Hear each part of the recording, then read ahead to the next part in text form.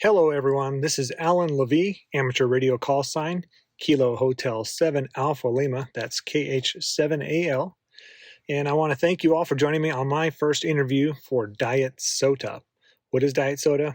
Well, it's a little play on words I came up with. For one, my goal to keep plenty of summits on the air in my diet. I just wish I could do more of it more often. And two, diet as in a lighter look at this program that is well-defined and professionally organized, and to take a look at the lighter human aspect of why so many of us thoroughly enjoy this part of ham radio. The following interview with Rob Kingery, AE7AP, was done upstairs at the 1889 Coffee House in Helena, Montana on January 25th, 2024.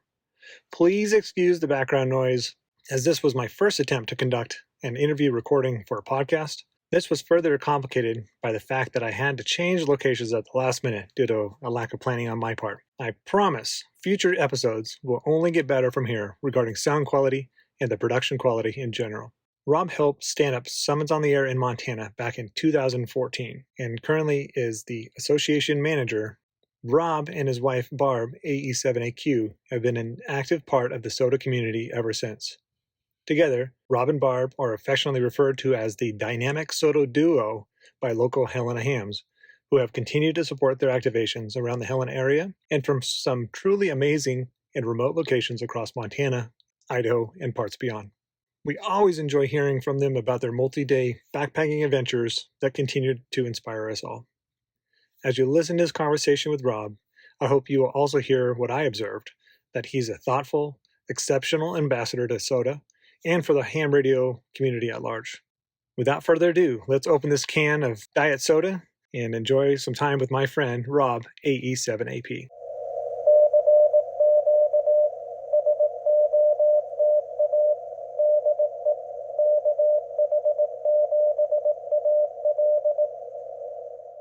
This is Al here with Rob, AE7AP. To give a little bit of background, like where your ham journey kind of started, how you were introduced to it, and then how did ham radio and SOTA come together with you? Okay, Rob, AE7AP, and must have been, I was first licensed in 2009, but it was a year or so. Well, it was early in 2009 or late in 2008. My wife and I, Barbara, were talking about what we might do with retirement. We were talking about travel and these sorts of things. And the idea of traveling by airplane, sitting in an airplane that somebody else is piloting, was very unappealing to me. And so we came up with this idea of sailing. And the sailboat was way out of our reach at that time, at least the kind you'd sail any distance in. But in researching it, it became apparent that it was beneficial to have your ham radio license. So my wife came up with the idea, let's get our ham radio license. So it's her fault. It is, yeah. So I had little interest in it, to tell you the truth.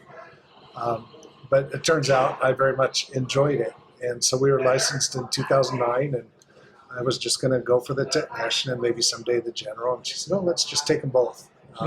With John Geach's encouragement. So we took both and passed both the technician and general exam, I think, in the spring of 2009. And then she said, while we're at it, let's just study for the extra and get that. Yeah. So we did that. And turned out I really enjoyed a lot of things about amateur radio I never thought I would. In particular, the community, the people here in Helena. And so I was just exploring amateur radio, doing my thing, and I think it was probably 2014 when I got started in the Summits on the Air program, and I just ran across it in a web page or something. I don't remember how I discovered it. I read up on it and decided I'd give it a whirl, try an activation. 2014? Yeah. Okay. And so our first activation, we decided to just hike from our house. We did W7M/CL161, the south end of the Helena Ridge. Yeah. And I loaded up a couple SLA 7 amp-hour batteries and no pack mules. No pack mules, except for my wife and I, and an IC 7000 and a homebrew 20-meter dipole. I didn't and my researching, it wasn't very thorough. I hadn't learned about spotting or alerting or anything like that. Yeah. So we just went on this 7-mile hike, made what's normally a 3/4 mile hike into a 7-mile hike. That's something I would do. Like, Instead of driving to how the can we trail, make it more difficult? Right? yeah, instead of driving to the trailhead, we walked from our front door, and it was a foggy day, and Barbara had an umbrella and set up on the mountaintop and just started randomly calling CQ and worked a bunch of people and had a ball and just started doing activations after that, and upgraded radios from the 7000 to the KX. You think back to that first activation, do you think that somebody spotted you since you weren't doing it yourself? And They must have. They must have. I guess, were you taken back by, did you have a pileup that first go? I don't remember clearly enough. I worked plenty of people. I don't remember it necessarily being a pileup, but I just remember calling CQ for a while, and then all of a sudden there were some people there, and got some people on the log. And It's an interesting niche, the community that you mentioned. My brother who lives in Virginia, he's been primarily a Parks on the Air guy, and I keep talking about Summits on the Air, and he texted me the other day. He's like, these SOTA guys are a lot harder to get. I'm like, they're a little more restrictive. You're generally not in your car. You're lower power. So to me, it's more of an elusive, better, bigger prize, I guess, if you want to, to be able to make that connection as a chaser. Primarily a SOTA activator, but what do you enjoy about the chasing side of it? It's just fun. It's fun chasing. I don't know what it is. It's addictive. When I get in the mode, I'll get up in the morning and turn on SOTA Watch and turn on Spot Collector with the DX Lab suite. And every time a new spot comes up, I click on the DX Lab suite. It sets my radio to that frequency. If he's there, I listen for a while and try to work him if I can. Log it on SOTA. And I like that I like the challenge of it. And I like that it's time constrained. Like it doesn't go on forever. Right. So you better work that guy on whatever band he's on within about 10 or 15 minutes, or more likelihood to be gone. Yeah. And having sat in that seat where the wind's blowing and the condition, your fingers are starting to freeze. And, time. It seems time is a lot longer when you're up there. That. It's just fun. Oh yeah. I just heard something about, like, somebody on the podcast was talking about a Venn diagram. What is fun? And generally, it's a sense of community, something you're doing with somebody else, something you just kind of find joy in doing. And I forget the third one. I'll have to research it out. But for SOTA, for me, there needs to be a little bit of an adventure or a challenge element to it. Yeah. But that's not the same for everybody. Some people like. Just get a lot of joy out of.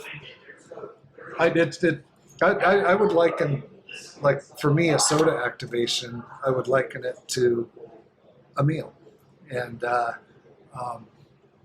you can have a meal where you go to McDonald's every day and you sit at your favorite table, and that's nice. It's like us going to coffee on Saturdays. That's nice, and there's a lot of pleasure and joy in that. But you could also have a Christmas Eve dinner where you think of who's going to be there and do meal planning and all that. And that's one of our favorite things is backpacking SOTA.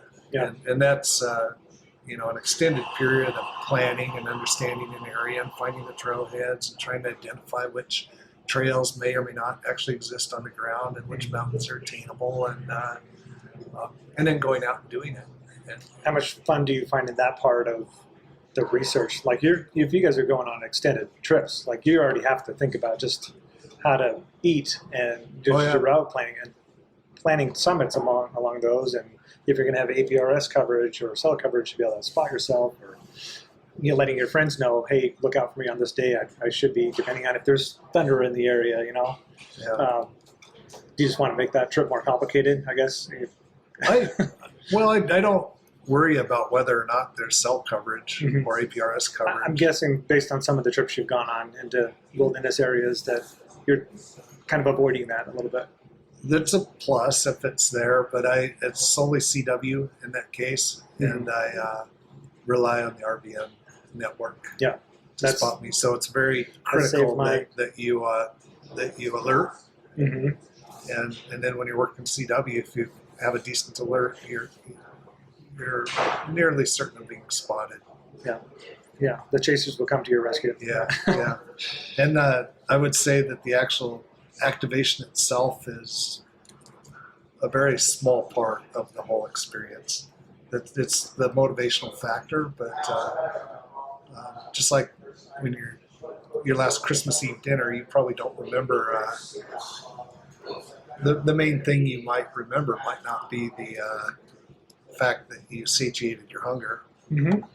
It's everything else. Yeah, who you're with and the memories you made. That's the same thing with SOTA. The activation is akin to, or synonymous perhaps, with hunger satiation. I think I'm finally having that come into focus a bit, where I'm, not. My restraints are usually time bound, where I've got an expectation to try to get a summit done one per month. That's kind of my goal. And with work and family, I try to get one a month. And so when I go out, I'm like, okay, here's my activation time. I want to be generally in that window, and I need to get back home because my family's like, why are you out for 6 hours a day, on this hike? Trying to stop and smell the roses a little bit. And so I'm going to start packing a better camera with me so I can try to incorporate a little bit more photography. Oh, yeah.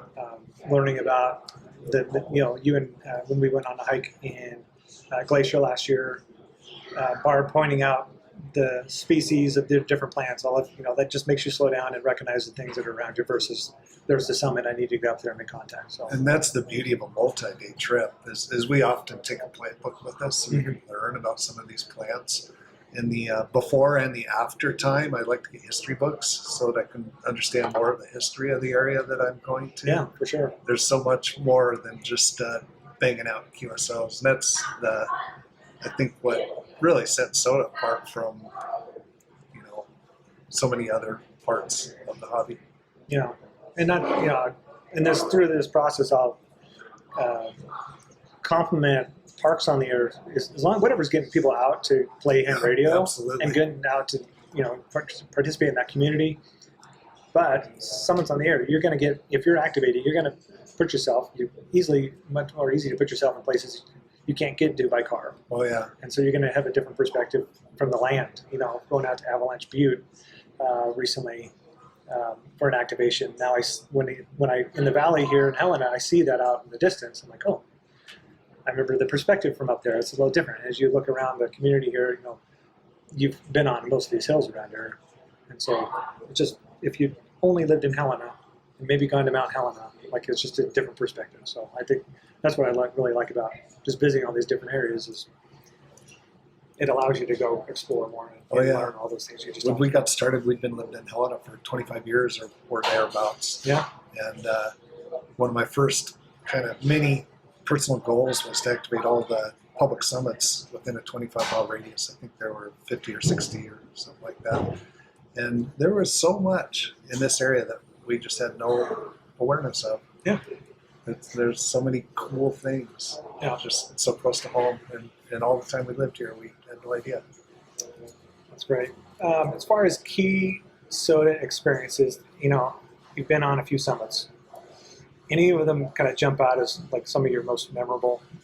Golly, the most memorable are, I would say, the multi-day trips for sure. And there's each of those we usually have some kind of objective, tourist style objective, and then whatever SOTA activations I can do along the way are just opportunistic. They're incidental to the whole trip, but the reason for the trip also. So, so I lay out the trip to see what I want to see, and then find the SOTA summits that are along the route that might work out. Yeah. And there's so many different ways that I could think of. An outstanding one, a favorite mountain.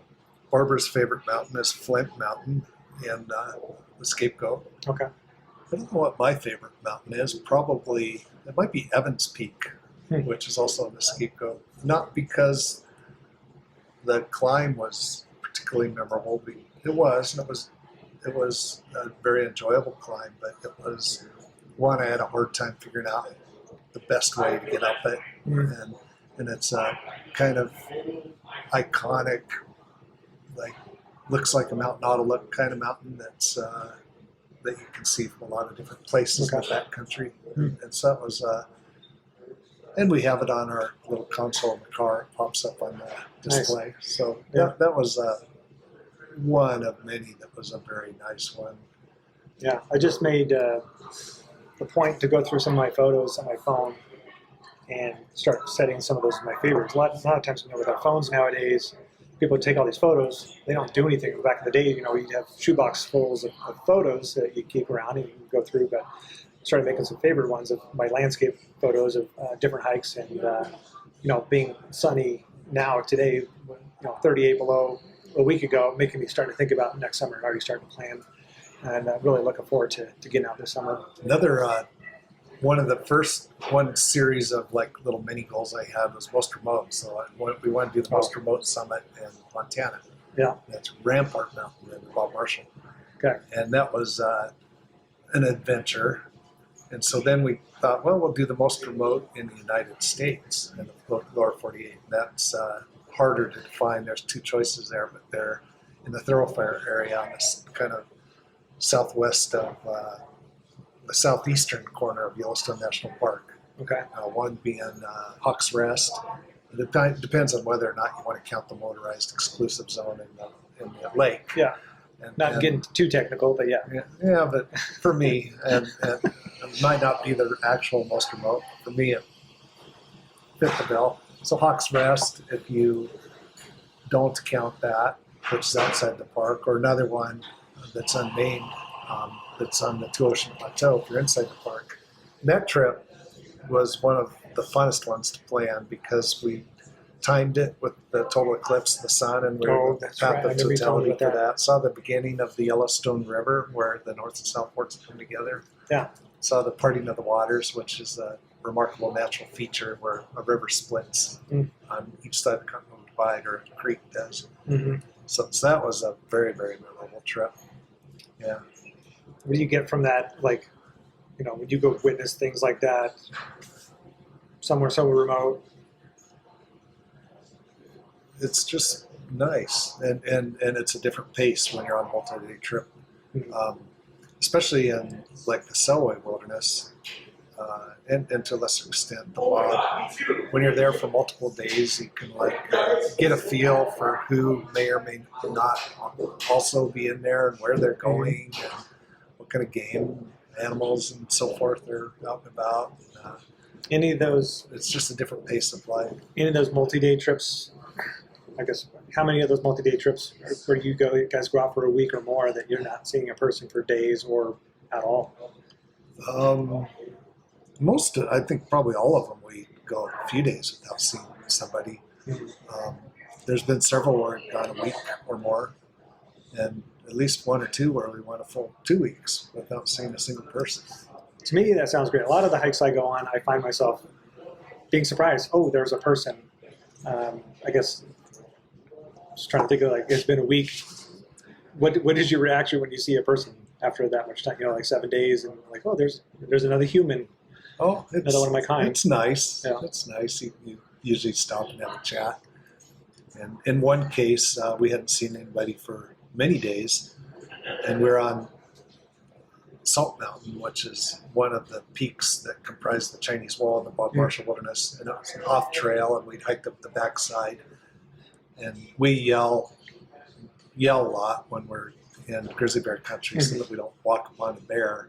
We're walking, off trail down a nondescript timbered slope, and I'm yelling, periodically, hello, and all of a sudden, there's a guy standing right in front of me. and he says, Rob? And I say, Fred? What are you doing here? And it was our attorney from work. What are the chances? And he had decided he wanted to hike the length of the top of the Chinese Wall. I had no idea it was in the backcountry. I just love serendipity points like that. Where what are the odds? They're probably better getting in the lottery than running into somebody something like that. Can you think of a significant challenge? I know you've told me a couple little hairy incidences, but just like a challenge, like maybe either technical, when you got to a summit, ready to activate, and something you had to overcome, or basically maybe getting to and from the hike. The scariest thing that we encounter is invariably thunder and lightning, I think. Yeah. That's all too frequent and something we just have to always be aware of. Falling hazards are major. We try to avoid those. We try to avoid the technically challenging summits. There's just it was fun when I was 19, but not as much now at 16. Yeah, just you have a longer, your view is like, well, not invincible, but there's a lot longer timeline between me and my end. But as we get up in age, and I don't think that's it. I think it's just that I don't get any thrill out of. I don't feel like I need to climb Granite Peak or something. I don't need to be on the highest or anything. I just want to have an enjoyable hike somewhere. I think I was doing Elk Mountain a while back, and I went from Crow. I was coming back from Crow, coming over, and by myself, like I do a lot of my hikes. So consciously I'm trying to, as I'm hurrying, trying to making sure I make good sure steps.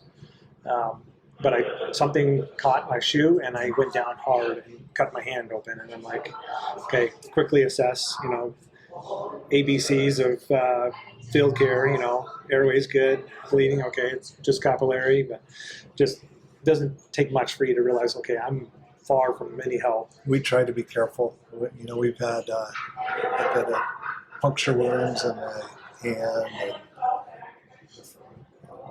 branches have slapped Barbara in the eye, bee stings that have been problematic for her, and any number of things that you just have to be aware and cognizant of. Yeah, I don't want anyone to ruin their Saturday search and rescue. Yeah. To come pick up something my mistakes. So gear stuff. People love people talking about gear. What are some of your must-have stuff for SOTA in your backpack? Well, I'm fortunate because my wife likes to hike with me, and she carries. She's good at packing, and so I take 2 of everything. Okay. Except for a mast. I have 1 mast. Yeah. And I can always make do without a mast. But I have a compromised antenna. I have 1 radio that always goes with me. It's a KX1 with a key and just some wire wrapped up. And it has batteries in it. It's a total station that's in a waterproof Pelican case, a little miniature one. Okay. And so that's my backup on day trips, and it's my main radio on the backpacking ones, although I have to take a better antenna to go with it. So just having a backup of everything, not a back. I look at everything that I've had fail on various, the mast. I've had keys fail. I've had masts break or be left behind. I forgot my microphone. Good thing I know CW. Yeah. I've had antennas break. I've had radios malfunction just once. So a couple times, just like to point out my own errors. Forgotten the cable between the battery and the radio on more than one occasion. Yeah. I think I would have learned that lesson. Microphone, again, good thing I had CW. Keys starting to freeze. Yeah. I had that one recently where like, why is it sticking? Are my fingers cold or the keys sticking? And I think it was the keys sticking. Yeah, my key, simple straight key, for some reason, a Palm PK1 will occasionally just fritz. And it'll work fine the next day. I'm on a multi-day backpack trip, so that's a bummer one. That's fritzing, so it's good to have a backup option. Yeah, And I need to get a second key. I just haven't found one that I like yet. I find a joy in seeing the regular call signs in the log book. The community of SOTA. Absolutely. Gary and Martha. Like regular people in my log. I'm sure you have several others that you're. They were one of my first, most memorable QSOs. Were up on Spokane Hills, and I was my IC7000. It was 2014, one of the earlier SOTA summits we did, I think, and just and chatting up. Everybody was there. I wasn't in like burnout 10,000 QSO mode, and I remember a very enjoyable conversation with Gary, and he was saying that his daughter was going to be moving out here, and they used to live out in this area, et cetera, et cetera. It was very enjoyable. And when did you start Morse code? And you got licensed in 2009. When do you think you started learning Morse code? I don't remember. I think I kind of slowly started learning a while before that. I know I was minimally capable in I think 2014. Okay. And so kind of when you got into SOTA? It was before SOTA. Okay. I was learning it before SOTA, but around the same time frame. I think I got the KX1 kit maybe for Christmas of 2013 and built it and started teaching myself CW. And then I don't remember if I did CW on those early SOTA activations. I probably might not have. I might not have had the confidence. But I do remember we did a hike from Indian Meadows across the Scapegoat Bob Marshall and Great Bear up to the Hamfest. It was a 2-week backpack trip. And I took the KX1 kit with me, and I had a scheduled time to QSO with Bill at AE7AP and John KS7R every night. And I got a hold of Bill most nights, believe it or not, with 4 watts on 40 meters on that KX1. And I was probably a 10 words a minute guy at that point. Yeah, I have a similar, when I was in early days in SOTA, early to Hamburg, really hauling the boat anchor up the mountain on these tropical islands. And one day the band just took a dive, and I could hear somebody through, I think it was W7RV. I think somebody, I just remember distinctly, try CW. I could hear through the noise, and I reluctantly, I've been practicing a little bit on the side, but I had not gotten on the air before. And I just remember, I could still feel like the nerves of that day. Oh yeah. And they were so patient with me and encouraging, and sorry again. And so that's to the community part of that. I think that's where, if you want to learn Morse code, someone's on the air, Park's on the air. It's just encouraging for them if that's something you wanted to do. I don't know if you've had a similar experience. Oh yeah. In fact, on your list here, I know you had mentioned pro tip. Share one piece of advice or tip that has significantly improved your SOTA experience, which could benefit others. And I would say, without a doubt, it's learning CW. That's what has really been a game changer for SOTA. But the lack of knowing CW shouldn't be an impediment to SOTA activations. Boy, the most important thing I think is just get out there. If you're a technician and just want to do it on VHF, do that. If all you have is a rather large HF rig, do that. Yeah. Get out there, get on the air, use what you got. The best radio you have the best radio to use is the one that you have, for sure. Yeah, that's funny because I have a friend who's just learning, getting ready to test for his technician, and he's frantically trying to find the right radio. And I'm like, just get your license. You have a little Baofeng radio. That's enough. We'll get you on the air. And then just get your feet under, get a few contacts, and then let the ham radio kind of unfold in front of you a little bit. So, but getting your general right out of the gate, I think, is just very advisable. And I think VHF SOTA activating could be a potentially frustrating exercise unless you have a community of people and you're doing local summits. Yeah, I found that a couple times. I think one of those times where I forgot that battery cable. I was in on the west side of America's Mountain there in Colorado Springs, Pikes Peak, and there's nobody in VHF range. So there I was, calling CQ for half an hour on VHF, and ended up, not getting the points for that because I think I got 3 contacts or something, 2 or 3 contacts. So could be frustrating. So I agree. General just opens up more frequency and so much more fun. But having said that, I think some of my most memorable QSOs have almost all, or many of them, have been 2 meters. Yeah. And from various summits, I've worked guys just traveling through and had nice conversations with them. Guy on a motorcycle, Fred, KD0HPA on a horse. Yeah. MT, I think, on a bicycle. I'm trying to figure out how the motorcycle works, but you must have figured out a way not to get wind blasted for the microphone. Yeah, I remember talking to a guy that was driving down the highway from SOTA to Augusta or something on his motorcycle. It's, VHF, I'm constantly amazed at 5 watts, and maybe it's a little bit better than your stock antenna, what that can reach. Easily down into Bozeman from the Helena area. I think the longest contact I had was about 140 miles. Wow, that's very from Pikes Peak area out into the plains of eastern Colorado. Nice. I had a random one up on, it was in the Elkhorns. I think it was Crazy Benchmark. Mm-hmm. I think we had climbed up to that, and I pulled out my VHF and worked the guys the hell out of that.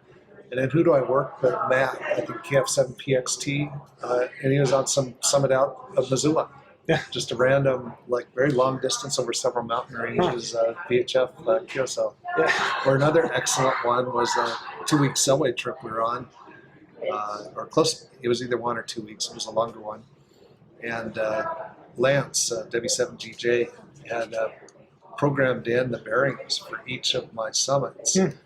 And he turned his EME, his 2-meter EME array, and pointed them at me.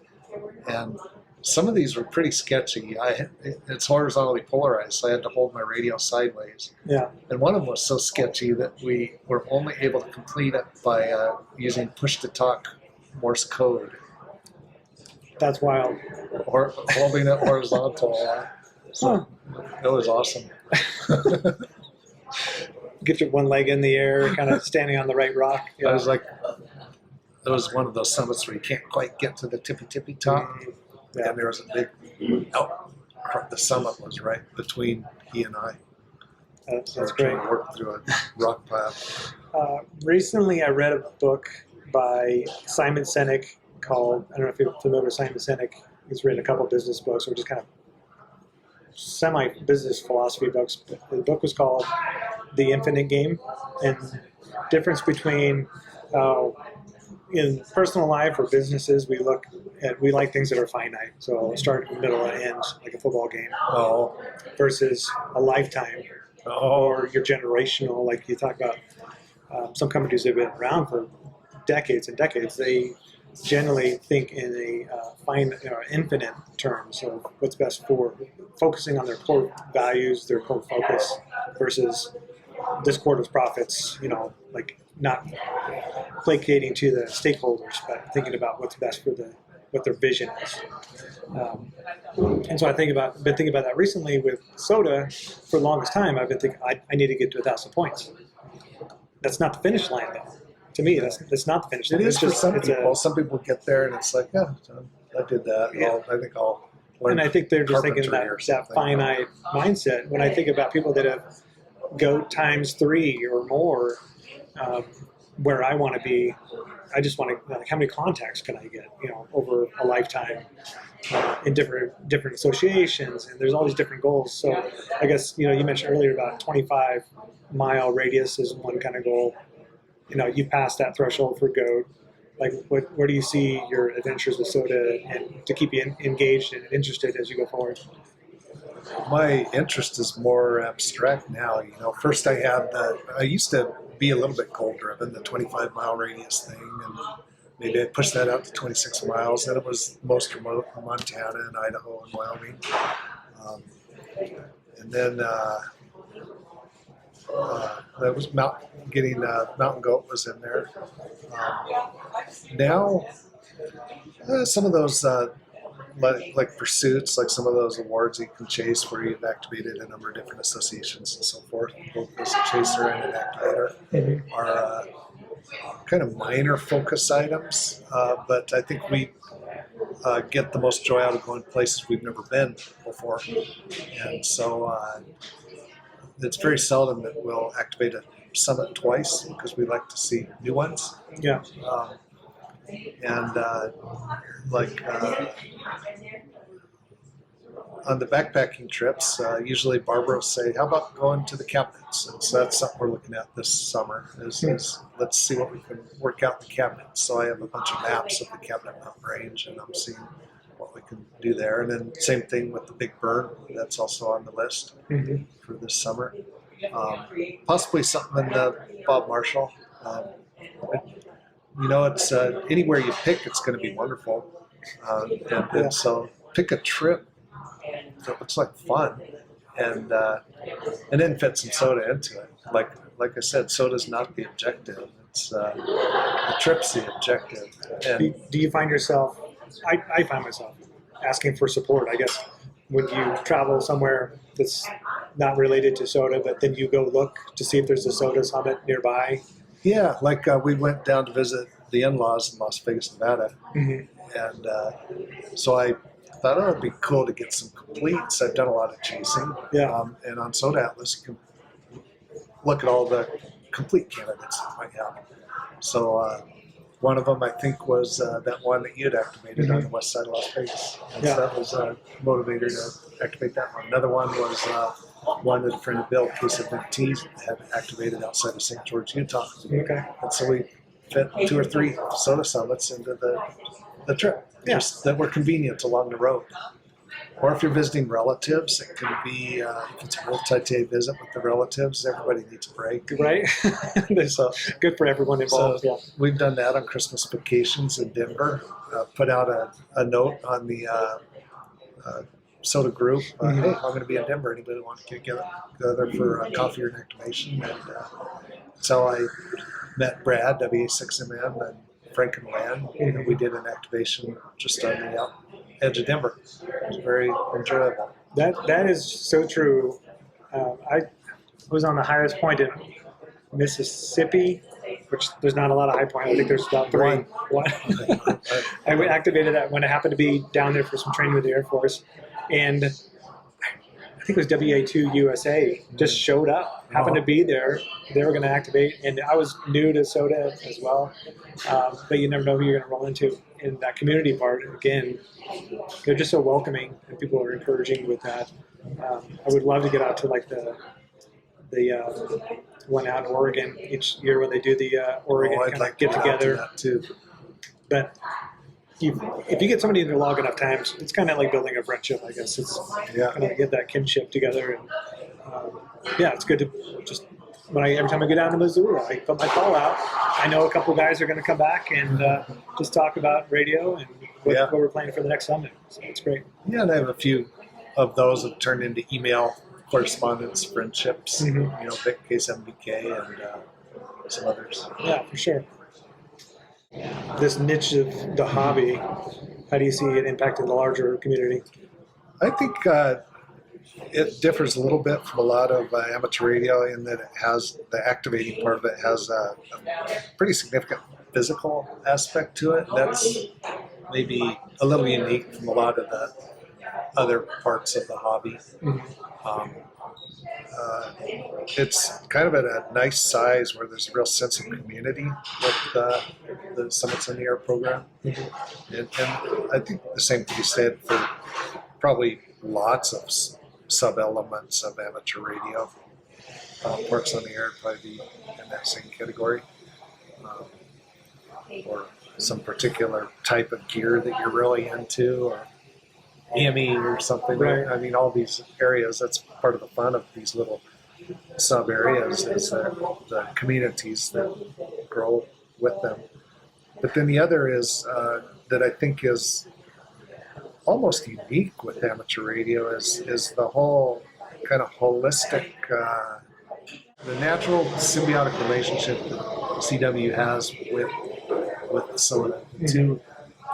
CW is one of the 3 fundamental amateur radio modes: phone, digital, and CW. And CW and SOTA just go together perfectly. Yeah. And I think that SOTA has done a lot to really have a very practical use for CW that goes, beyond, contesting or just, those that have a preference for the mode. Mm-hmm. It's really it's really a lot. CW is a very, very useful tool, I guess, if you're going to be a SOTA activator. Yeah, I'm trying to. And that's a little unique in amateur radio, I think. I agree, and trying to make it. I'm trying to think of if it's exclusive or people new to getting into summits on the air. When you look on the spotting page, it's mostly CW. Yeah. One, out of necessity. It just, you can get up and down mountains easier if you're not packing SLA battery, and but it's going back to it's encouraging for two parts of that. I love the historical part of CW, where you feel like, to me, I feel like I'm connecting to the old guys who run on the railroads and that kind of thing. That the CW part of it, yes, it's a little bit harder to get in, but I think the community, again, is really welcoming to people to try to learn. And I guess to give some credit to the chasers, like there's no point in activating without a chaser. And so I think there's several folks in the chaser community that are kind of, partly living, you mentioned it's strenuous, so a lot of the chasers have done that, and now maybe physically they can't do it, so they're living a little bit vicariously through it. They're supporting us as we can get out and do that. For whatever reason, they are our Shaq's loss and our tried and true chasers, and I respect all of them. Well, I see a time in my future where that'll be my primary thing, is chasing. Yeah. It's a great activity, so whether you're activating or chasing. Yeah. Being an association manager for Whiskey 7 Mike here, you've been involved in the behind the scenes a little bit, and what it takes to stand up a program, monitoring, making sure the summits or references are correct, that kind of thing. Anything you see on that side of things, or with recommendations that you see, maybe changes to the program, or is it kind of taking care of itself?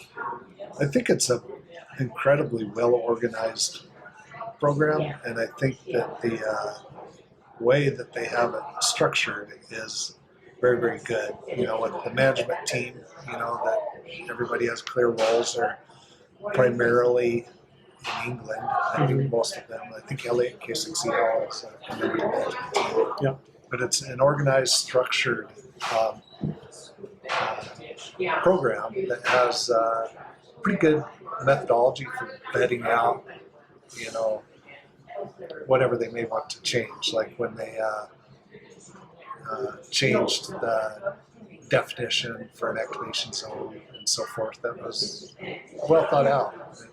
Went through a pretty good process to figure that out.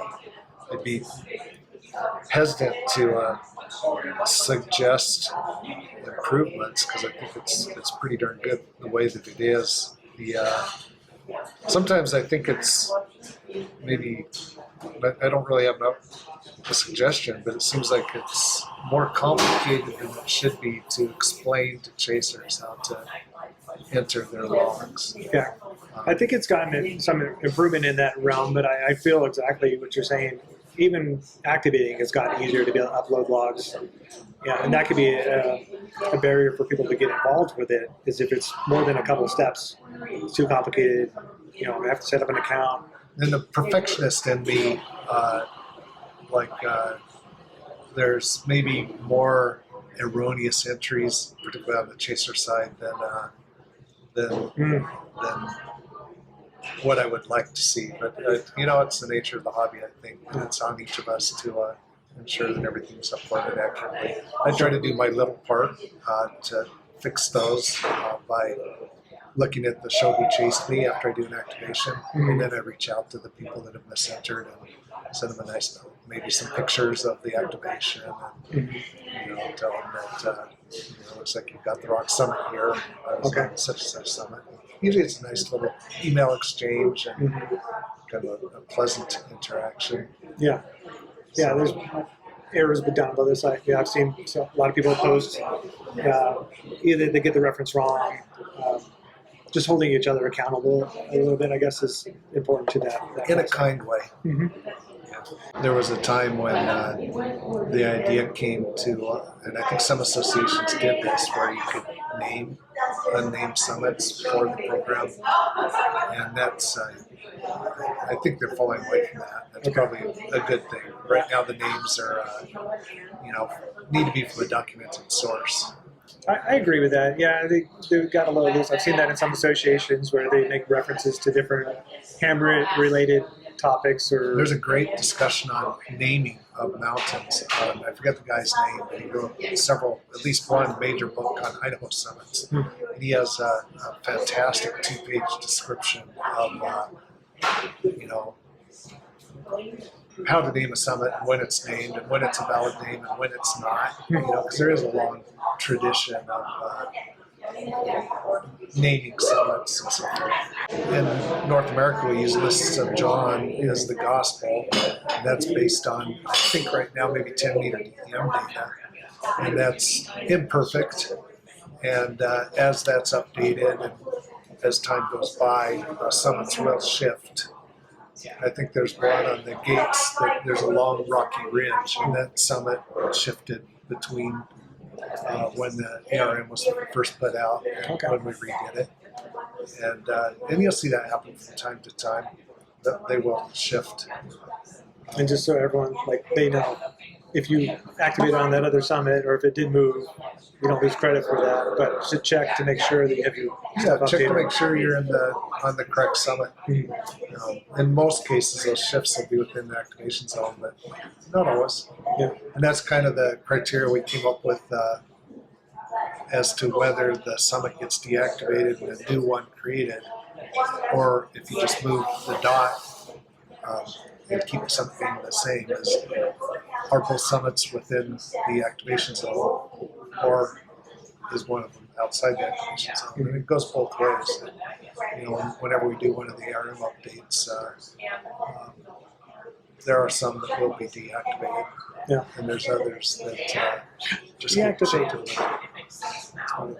shifted a little. Okay. There's a big thing in all the ARMs about being a good steward of the land. I've seen in other states where you're now seeing graffiti coming into parks and that kind of thing. We're getting out there to go explore these different areas. As far as just taking care of the land and being a proponent for ecology, or it's nice to pick up trash when you can. It's advisable to understand leave no trace principles. Bruce in Seminar R gave a great presentation on that at the Glacier Ham Fest. It was actually captivating to listen to, believe it or not. Yeah, and don't build cairns. We shouldn't build cairns in general. People love stacking rocks for whatever reason. It's crazy. And then I am a little. It's considered a best practice to write up directions on the summits that you climb.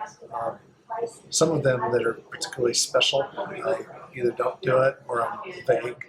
Because part of the adventure is figuring out how to get there. Sure.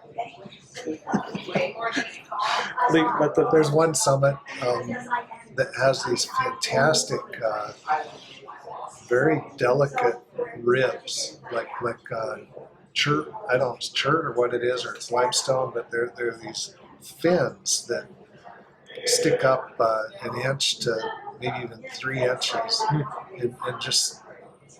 If you were walking barefoot, you'd slice your feet up on them. But if you were careless with your footsteps, you would break these things that had taken thousands of years to be eroded. Yeah, similar as like caving and looking out for stalagmites. Yeah, so I wouldn't even mention those on a thing unless it become a destination, because we have to remember that those are on the web, and it's not just us SOTA guys that see these things, but the whole world. So we need to be a little judicious about what we publish. Yeah. On some well-known, the majority of the summits, though, it's beneficial to have clear directions. Yeah. There's a very small subset of summits that have some kind of like particularly special element that you wouldn't want. Maybe just let your good best friends know. I would. Once you turn off that tape, I'll tell you any of these things. They're not secrets. I'll tell you some of the most special places I've been. X marks the general spot. You got to find your own route. Got it. No, I'd tell you the route. Okay. But that's part of the fun of doing. We're so fortunate in Montana and Idaho. There are no directions to get up a lot of these summits, and that's part of the fun, finding the trails. When a lot of the trails that are on the maps on these multi-day backpack trips are not on the ground anymore. You can't find them, no matter how hard you look. Been eroded, or the earth was taken aback.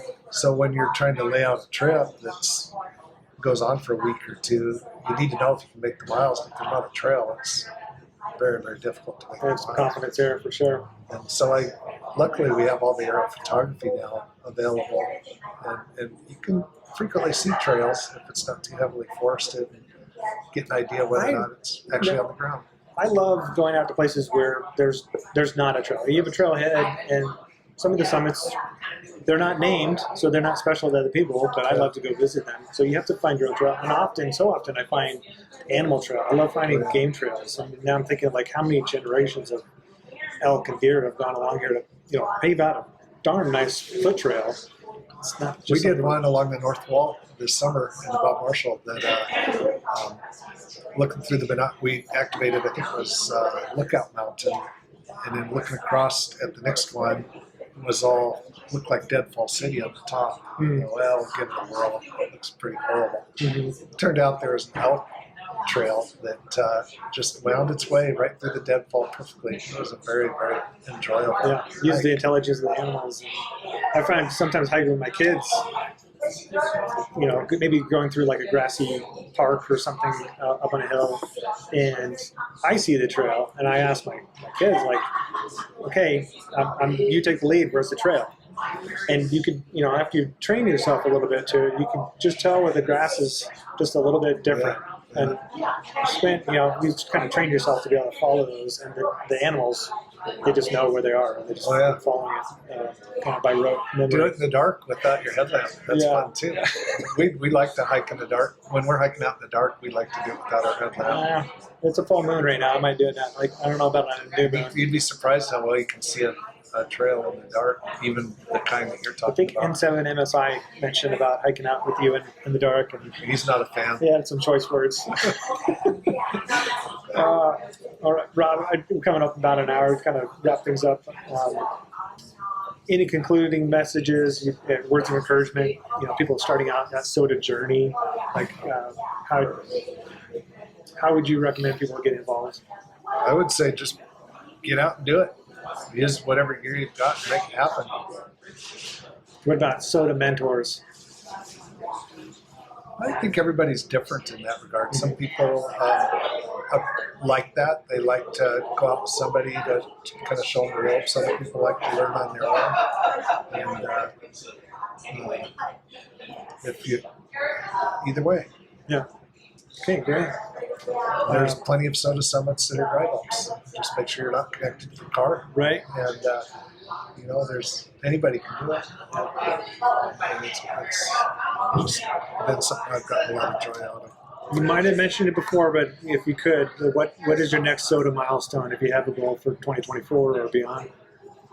I don't have particular goals. It's I just except for to see new areas. And so I've never activated a summit in Washington. For our anniversary, we rented the Wenatchee Guard Station in Washington, Southern Washington, and so we'll find some SOTA summits around there and hopefully do some of those. That's great. Not sure if it's going to be it. Hopefully we'll be able to drive to it. But if it's too early, we might have to hike in. So that'll kind of dictate what we do or don't do. Okay. So I'm guessing is whatever lays ahead of you, adventure, SOTA's kind of go along with it.